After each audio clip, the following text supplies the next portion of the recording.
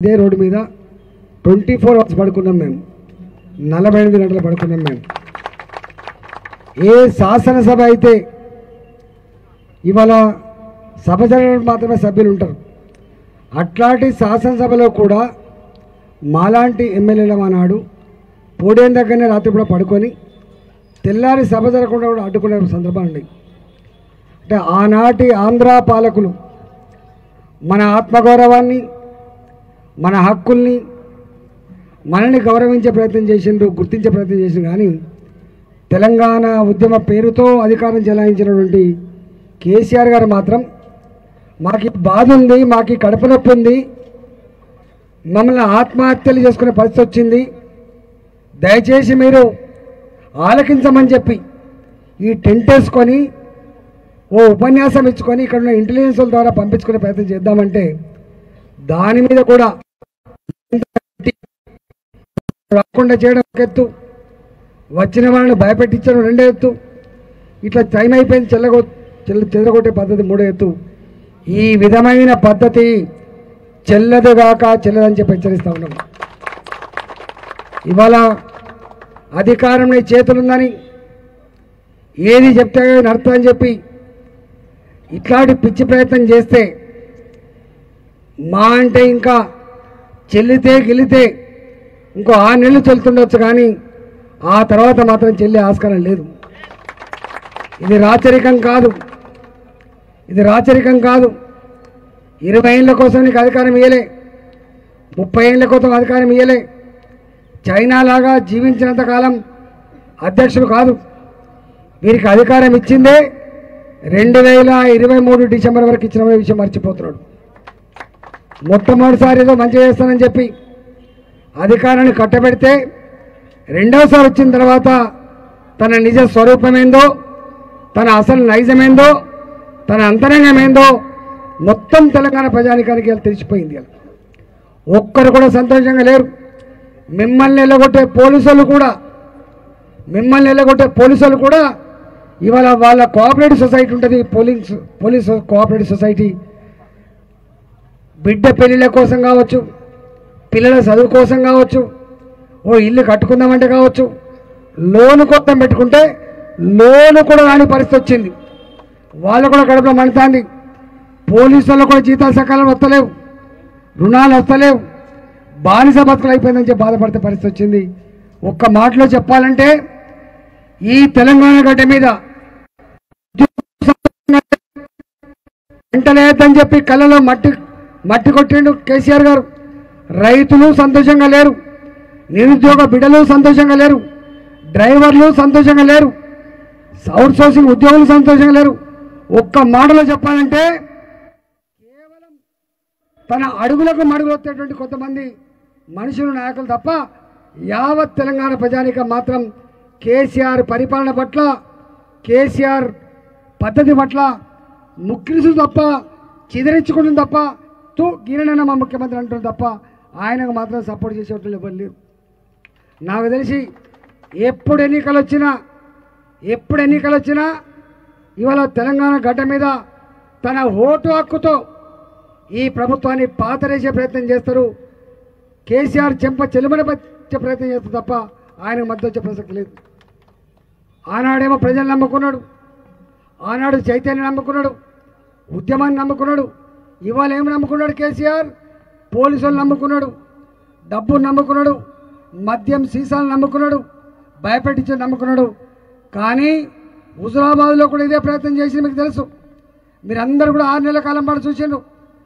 6 నెలల కాలం పాటు గ్రామాలలో దావతులు ఇచ్చి మొత్తం మద్యం ఏరులైపారినా కూడా డబ్బులు ఇచ్చి కొనుగోలు చేసినప్పటికి కూడా ఒక్కొక్క మనిషికి, ఒక్కొక్క ఓటర్కి వెలగట్టి డబ్బులు ఇచ్చినప్పటికి కూడా, ప్రతి కుటుంబాన్ని చెరబట్టినప్పటికీ, ప్రతి వ్యక్తిని భయపడతలకు గురి చేసినప్పటికీ హుజురాబాద్ ప్రజలు ఏం తీర్పిచ్చిండ్రు?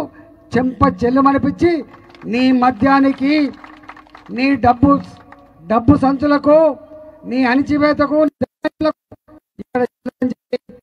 రేపు రాబోయే కాలంలో కూడా తెలంగాణకు ఇట్టే ఉంటుందని చెప్పి ఒక సంకేతాన్ని ఇచ్చినటువంటి గడ్డ హుజురాబాద్ గడ్డ. ఆ గడ్డ మీద మీరు కూడా వచ్చింది. ఇవాళ మీ డిమాండ్ ఉన్నాయి. కరోనా వచ్చింది. కరోనా వచ్చిన తర్వాత మొట్టమొదటిగా దెబ్బతిన్న రంగం ఏంటంటే కార్లు, ట్రాన్స్పోర్ట్ రంగం దెబ్బతిన్నది. ఒక నెల రోజుల జీతం లేటొస్తేనే ఆగమామైతే ఎవరైనా కూడా. కానీ సంవత్సర కాలం పాటు 2 సంవత్సరాల కాలం పాటు కారు నడవకపోయినా, డ్రైవర్లకు డ్యూటీ లేకపోయినా, ప్రైవేట్ కార్లు బంద్ అయిపోయినాయి, మన కార్లు బంద్ అయిపోయినాయి. ఒక్క మాటలో చెప్పాలంటే మొట్టమొదటిగా దెబ్బతిన్న రంగం ఇవాళ డ్రైవర్ల రంగం అనే విషయం మర్చిపోతున్నారు. అప్పుల పాలై ఆత్మహత్య చేసుకుంటూ ఉన్న సందర్భంలో నేను ఒకటే అంటున్నా, ఇవాళ నిరుద్యోగ బిడ్డలుగా డ్రైవర్లుగా ఉన్నవాళ్ళు 7వ తరగతి పాస్ అయిన వాళ్ళు కాదు, 10వ తరగతి పాస్ అయిన వాళ్ళు కాదు, ఇవాళ డ్రైవర్లుగా పనిచేస్తున్న వాళ్ళు, కంప్యూటర్ ఇంజనీర్ ఉన్నారు, ఇలా పీజీలు చదివిన వాళ్ళు ఉన్నారు, ఇలా పిహెచ్డీలు చదివిన వాళ్ళు ఉన్నారు. వాళ్ళు కూడా నువ్వు చెప్తున్నా ఈ 25-30 లక్షల నిరుద్యోగులలో వీళ్ళు కూడా ఉన్నారు. కని పెంచిన అమ్మ నాన్నకు అన్నం పెట్టలేకపోతున్నారు, కన్న బిడ్డలకు కూడా అన్నం పెట్టలేకపోతున్నారు. ఏదైనా రోగం వస్తే సచ్చుడు తప్ప మరో మార్గం లేని పరిస్థితి వచ్చింది. కాబట్టి ఇవాళ 16 డిమాండ్ ఉన్నాయి, డ్రైవర్ల సంఘానికి 16 డిమాండ్లు ఉన్నాయి. ఆ 16 డిమాండ్లు ఇప్పటికే మనోళ్ళు చెప్పుంటారు. ఆ 16 డిమాండ్లు కూడా ఇవాళ ప్రభుత్వ పరంగా చేయాల్సిన కొన్ని తప్పకుండా నెరవేర్చాలని చెప్పి నేను డిమాండ్ చేస్తున్నాం. నేను ఒక డిమాండ్ చేస్తా ఉన్నా, వాళ్ళకి ప్రమాదాలు జరిగేదే ఎక్కువ చనిపోతే ఆ కుటుంబం శాశ్వతంగా రోడ్డు మీద పడే పరిస్థితి ఉన్నది. కాబట్టి ఇవాళ ఆ డ్రైవర్లకి ప్రభుత్వ పరంగా 20 లక్షలు 25 లక్షల రూపాయలు ఇన్సూరెన్స్ చేసి వాళ్ళ గ్యారంటీ ఇవ్వాలని చెప్పి డిమాండ్ చేస్తా ఉన్నాం. చనిపోతే కుటుంబానికి 20 లక్షలు 30 లక్షలు ఇన్సూరెన్స్ చేయాలి. ఒకవేళ అంగవైకల్యం చెంది ఒక ఏడాది పాటు 2 సంవత్సరాల పాటు డ్యూటీ పోయే పరిస్థితి లేకపోతే అలాంటి కుటుంబానికి ఒక 5 లక్షల రూపాయల ఆర్థిక సాయం కూడా అందించాలని చెప్పి డిమాండ్ చేస్తున్నారు. దాన్ని ఆమోదించాలని చెప్పి కోరుతా ఉన్నా. రెండవది, ఇవాళ వాళ్ళు కనుక వెహికల్స్ కొనుక్కొని నడుపుకుంటూ ఉన్నారు. కాబట్టి ఈ 3 సంవత్సరాల కాలం పాటు వాళ్ళు ఇన్సూరెన్స్ కట్టలేక, ఫిట్నెస్ చేయించుకోలేక, వాళ్ళ కార్లకు వచ్చినటువంటి ఆ ఈఎండీలు కట్టలేక ఇబ్బంది పడుతూ ఉన్నారు. కాబట్టి ఆ విషయంలో అందరికీ సాయం చేసిండు, చిన్న చిన్న వ్యాపారులందరూ కూడా సాయం చేసిండు. వీళ్ళకు కూడా వీళ్ళ గవర్నమెంట్ పరంగా బ్యాంకుల పరంగా రుణాలు వచ్చేది తక్కువ. కాబట్టి వీళ్ళ రుణాలన్నీ కూడా ప్రైవేట్ ఫైనాన్స్ దగ్గర చేస్తారు. కాబట్టి వాళ్ళు ఇన్సల్ట్గా ఫీల్ అయ్యి అక్కడక్కడ చచ్చిపోతూ ఉన్నారు. కాబట్టి ఈ రుణాల విషయంలో కూడా ప్రభుత్వం పాజిటివ్గా స్పందించి వాటి విషయంలో ఒక పాలసీ ప్రకటించాలని చెప్పి రెండో డిమాండ్ చేస్తూ ఉన్నా. మూడో డిమాండ్, ఇవాళ వెహికల్స్ గుంజుకపోయి మొత్తం ఆ యార్డ్లలో పెట్టుకుంటారు. కాబట్టి సీజ్ చేయబడ్డ వెహికల్స్ ఏవైతున్నాయో అవన్నీ కూడా వెంటనే విడుదల చేయాలని చెప్పి డిమాండ్ చేస్తూ ఉన్నా. వాళ్ళు కట్టాల్సిన లైఫ్ ట్యాక్స్ కావచ్చు, వాళ్ళు ఫిట్నెస్ ఛార్జీలు కావచ్చు, ఎల్ఐసీలు కావచ్చు, ఫైన్లు వేయకుండా వాళ్ళకు కొంత వెసులుబాటు కనుక ఇస్తే తప్పకుండా కట్టుకునే ప్రయత్నం చేస్తే తప్ప, ఒకవేళ ప్రభుత్వం ట్రాక్టర్ల మీద లైఫ్ ట్యాక్స్ రద్దు చేసింది, మానవతా కోణంలో ప్రభుత్వం ఈ విషయంలో పాతాన్ని కూడా మాఫీ చేసి వచ్చే కాలంలో ఫిట్నెస్ కోసం కానీ, ఇన్సూరెన్స్ కోసం కానీ కూడా వాళ్ళు డిమాండ్ చేస్తూ ఉన్నాం.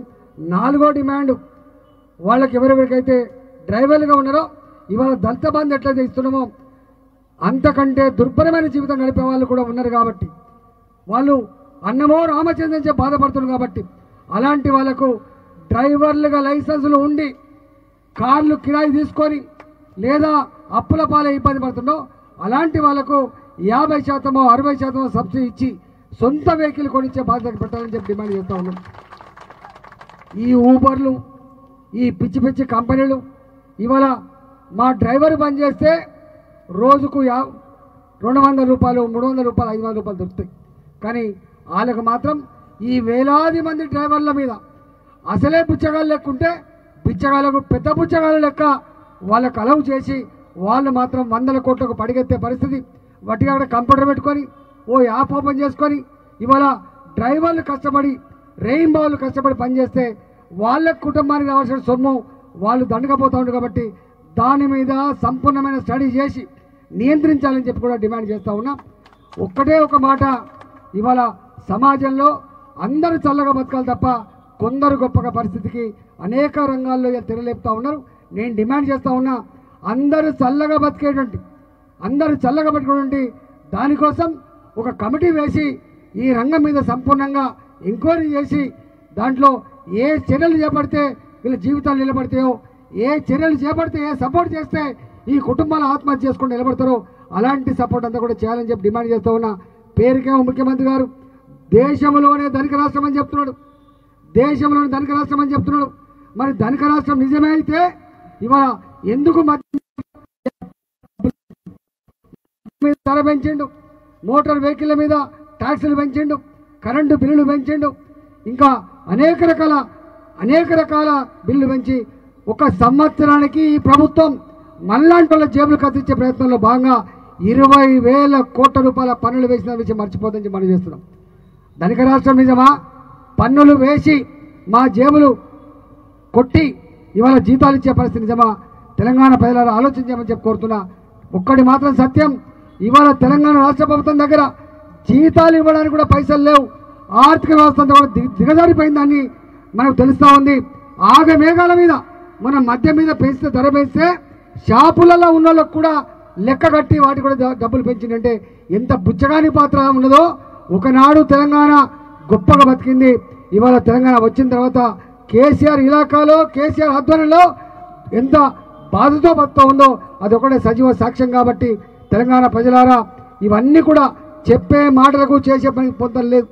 ఇవాళ పోయిండు పంజాబ్లో పైసలు ఇస్తాడట, ఇలా పోయిండు బెంగాల్ పోతాడట, మహారాష్ట్ర పోతాడట. కూట్ల రాయి తీయలేనుడు ఎట్ల రాయి తీయబడట, కూట్ల రాయి తీయలేనుడు ఏట్ల రాయి తీసినట్టుంది. ఇక్కడ పరిపాలించేటువంటి బాధ్యత ఉంటే ఫామ్ హౌస్లో పోయి పడుకుంటావు, ఇక్కడ బాధ్యత ఉంటే మామూలుగా మాట్లాడే ప్రయత్నం చేయవు. కానీ మహారాష్ట్ర పోతా, పంజాబ్ పోతా అని చెప్తున్నావు. కానీ మా ప్రజలు అనుకుంటున్నారు ఇక్కడ మాత్రం చేత కాదు, బయటికి పోయేది చేస్తా అని చెప్పి ఇంట్లో ఈగల మోత బయట పల్లకి మోతలాగా చేస్తున్నాడు. కాబట్టి కేసీఆర్, నీ నైజం, నీ మాటలకు నీ చేతలకు ఎంత వ్యత్యాసం ఉందో, నీ గారడి మాటలు ఇక్కడ చెల్లుబాటు పరిస్థితి లేదు. కాబట్టి మా డ్రైవర్లు ఇవాళ ఇక్కడ కష్టపడి దీక్షేసిందో వీళ్ళు కొద్ది మందే కావచ్చు కాక ఒక 30 లక్షల డ్రైవర్ లేకపోతే నువ్వు బయటికి వెళ్ళావు, డ్రైవర్ లేకపోతే నీకు బియ్యం రావు, డ్రైవర్ లేకపోతే సరుకులు రావు. డ్రైవర్ లేని జీవితం లేదు. అలాంటి డ్రైవర్లతో పెట్టుకునే ప్రయత్నం చేయకు, వాళ్ళ కళ్ళల్లో మట్టి కొట్టే ప్రయత్నం చేయకు, వాళ్ళు ఆదుకోమని చెప్పి డిమాండ్ చేస్తూ ఈ ధర్నా నిర్వహించిన మీ అందరికీ కూడా శుభాకాంక్షలు తెలియజేస్తూ సెలవు తీసుకున్నా. జై తెలంగాణ, జై తెలంగాణ. డ్రైవర్ల ఐక్యత. హాయ్ ఫ్రెండ్స్, మా టుడే టుమారో యూట్యూబ్ ఛానల్ చూస్తున్నందుకు చాలా థ్యాంక్స్. మరిన్ని లేటెస్ట్ వీడియోస్ కోసం వెంటనే సబ్స్క్రైబ్ చేయండి. అలాగే ఈ బెల్ ని కూడా రింగ్ చేసేయండి. మా నోటిఫికేషన్స్ అన్ని మీ మొబైల్లో వస్తాయి. అలాగే మా వీడియోస్ మీకు నచ్చితే లైక్ చేయండి, షేర్ చేయండి, నచ్చకపోతే కామెంట్ చేయండి.